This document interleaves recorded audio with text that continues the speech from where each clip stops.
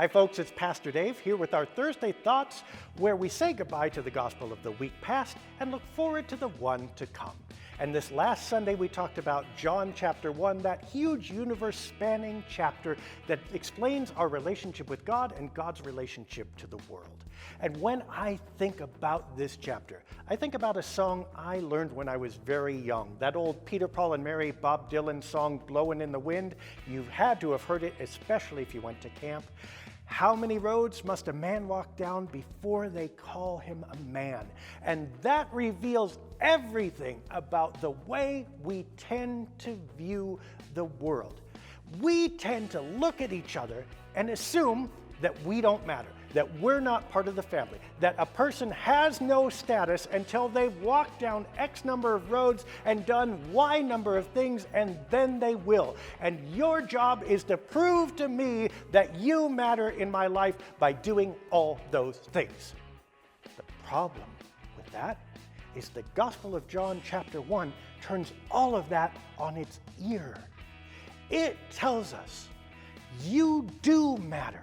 You are part of the family of God. And what would happen if we conducted our lives and our relationships with each other based on that? Instead of looking at each other and saying, how do you do the things that make you matter to me? What if we said, you do matter to me and the world and to God, that you are a part of the family right now, and I will change my outlook and my behavior to reflect that truth, because that's what it means to honor you, and that's what it means to honor God.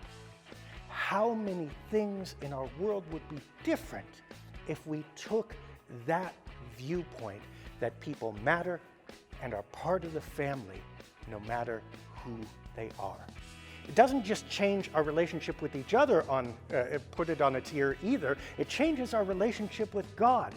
How many of us have been taught that you have to do X, Y, and Z in order for God to love you and in order for God to come and be with you? The Gospel of John chapter 1 says God is already with you, that you don't have to do anything to be loved, that you're already loved. Now go out there and act like it and live like it and share it. And as a matter of fact, all those things you were doing to try to get God to come to be with you and love you actually are a denial that God is with you. They create a separation and an emptiness that isn't there so you can earn your way across it. That's not faith, that's insane. Also changes our relationship with ourselves. How many of us look inside ourselves and ask, why am I so empty? Why am I so isolated? What do I have to do to be loved or accepted or to be who I want to be? And I get it. I understand. I don't want to deny that that's a very real perception and feeling. At the same time, the gospel tells us, no matter what, you are full. No matter what, you do have something that you are given and also something to share. And what if we woke up each morning and instead of defining ourselves as empty and then going out trying to do all the stuff to fill that, what if instead we woke up each morning defining ourselves as full and beloved and lived by that and trusted in that no matter what?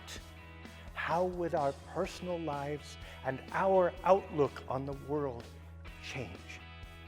The Gospel of John, chapter 1, makes us part of the family, fills us with grace and truth, and changes how we view each other.